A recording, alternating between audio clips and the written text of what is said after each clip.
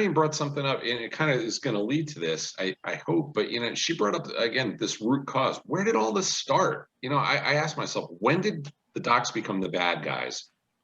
When did this all shift and, everything started to change? And I still remember this time I was in my training, and I remember a certain politician had come to South Philadelphia and was saying that, nurses made too much money, doctors made too much money, and almost like a knee-jerk reaction, my hospital started supplying us with the crappiest suture material you could ever imagine. And I remember saying, what is this? How are we supposed to close with this stuff? I was like, well, we have to cut costs. Like, why? And they said, what? It's like, that makes no sense, because somebody has an opinion that we all make too much money. That's my little anecdote about this. It's interesting. The deal on that was there was never, and I think Marion talked about this too, there was never any transparency. So they came to us when they wanted us, Randy, when you go back, and they remember used to I'd do a heart valve, they'd stay 10 days. Well, by the end, it was 3 days. And that was all driven by the hospitals doing the care mapping plan. So when we would go to them and say, well, what are your costs? Well, you don't need to know our costs. Well, yeah, we do. If you want us to help you save money. No. And cost and charges were different. There was never any transparency in the whole process. And, that drove me crazy to no end. What I would want to know now, as we're under the gun here too, is, okay, so we all complaining, what's the solution? What does everybody think we should do? Where should we be going? I mean, Marion says we need to get out there and raise our flag. And I don't know that I want to go to the DC and bang on people's heads, because I don't think I'll get anything there. Honestly, I think I was tasked by Marion, and it's still a work in progress, of writing out. I live in rural Pennsylvania now. I lived in rural Long Island, the Hamptons. So it was like a not really rural 3 months out of the year, but very, very rural 9 months out of the year.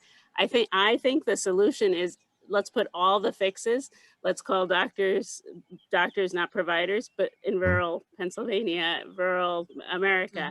Mm-hmm. Let's try innovative models in all of rural United States. And then you're going to have retirees coming out of the woodwork and saying, I want to practice medicine again. It's actually like old fashioned, because nobody cares about the rural folks, because, so what if a woman has to travel 110 miles to deliver that baby? They're going to be, backwards, no teeth, no, so stereotypes abound. Mm-hmm. So let's since nobody cares about us, let's bring medicine back. Let's home grow. Let's change education. Take the best lessons of COVID. You know what? My daughter, your kids, could have probably skipped all day learning in high school, especially if they had poor teachers, and go and apprentice with. If they wanted to go into medicine, spend the day clerking at a doctor's office. Forget HIPAA, not forget HIPAA. You, as your practice owner, would dictate, how you enforce HIPAA rules, not just not let a 16-year-old in because they couldn't possibly, preserve patient confidentiality. Of course they can, especially if they're going to be future physicians, future nurses, and not just in medicine, do it in education, do it in plumbing. You do not need to be in a classroom from 9 to 5 anymore, or 9 to 3.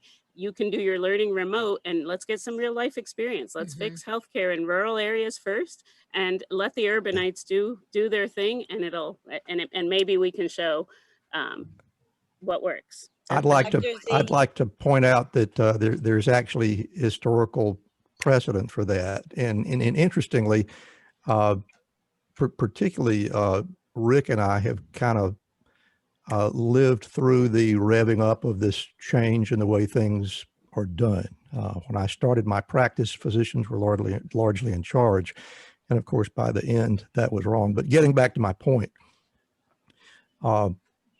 Back at the end of the Second World War, when the U.S. was trying to bring its recovery back, there was a senator from Alabama named Lister Hill who teamed up with a senator from someplace else. I can't remember where he was from, but his last name was Burton, and they passed the Hill-Burton Act. Right.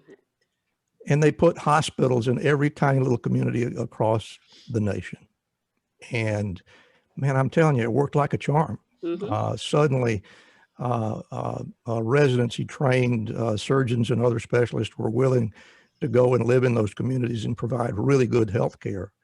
But that just absolutely disappeared with the super specialization. And again, Marion, I think that goes back to the reality of how we can cannibalize ourselves. We were sort of wooed into thinking that if you want to be a specialist, you can't afford to practice in a small town like that. Well, you sure as hell can. You absolutely can. You might not be able to do craniotomies and heart transplants and those sorts of things, but you can do a lot of stuff if you just let the doctors be in charge. I love the idea of what you brought up, Marlene, with the with the the rural. Let's call it ruralization, and bringing it back to the rural communities that are important. But Dr. Z, you started by asking for solutions, and Marlene was there at the Library of Congress in 2019 when the very young nascent free to care organization shared our position paper, and so we came with solutions. So the paper was authored. I was one of the prime authors, but we had other experts write the paper.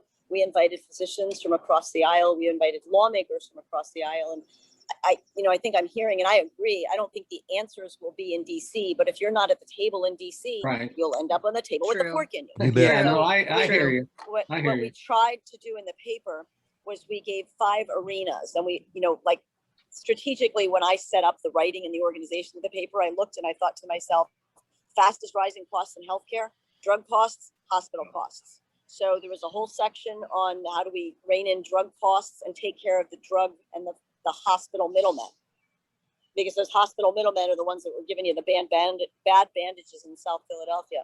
So that was one section of the paper. Another section of the paper was about transparency. All right, so show us what these little secret deals are between the hospitals and the insurance companies, and realizing that it's not just the hospitals, because the hospitals have metastasized and now own all of the practices in the suburbs. And then like the overlord of the hospital administrative complex is coming down. I'm not saying every hospital. There are some ethically run hospitals, but I picked up the paper yesterday and read about another place in Missouri that's suing the pants off of the poor people that can't pay their outrageous bills. And the bills are outrageous because they're overcharging because they're getting away with it. And the insurance company is paying for the patient that's insured, but the patient that has no insurance is expected to pay the entire obscene charge master amount. And then they're getting called into court and getting sued by nonprofit hospitals who don't have to pay taxes. Oh, please. It's like, that's outrageous. Marlene, it's like the one that got me is Canada.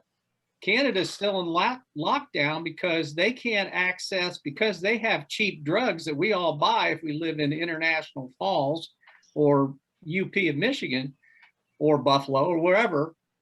The access to the drugs are cheaper from Canada, so the drug companies don't want to have anything to do. So the major producers of the vaccines say, yeah, you can get them from the US if they'll give them to you, but they're not selling directly to Canada. So Canada's had trouble doing the vaccinations. I'm going, that's just crazy. That's just crazy. But that, I understand that. I get that, Yeah, but get me riled up. To finish it out, the other 3 parts of the paper were innovative models of care, things like Marlene is talking about. Innovative models of charity. Allow us to do the job. Take the middleman Medicaid out of the way. Allow us to do our jobs, and maybe like in our retirement, we might get some tax benefits. Maybe we could tie it into teaching medical students, etc.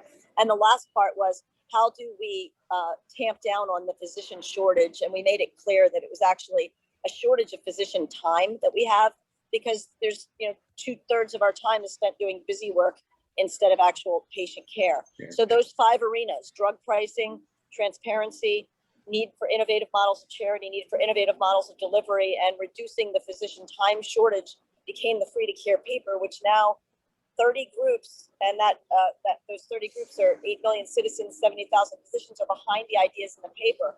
The last part that's really important is about cannibalizing each other. Those ideas, we kind of have to accept. You'll get all the anesthesiologists that will come along and say, surprise, medical billing is the most important issue. You'll get all of the pediatricians that'll come along and say, The most important thing we do is make sure that we don't get non-physician provider incursion.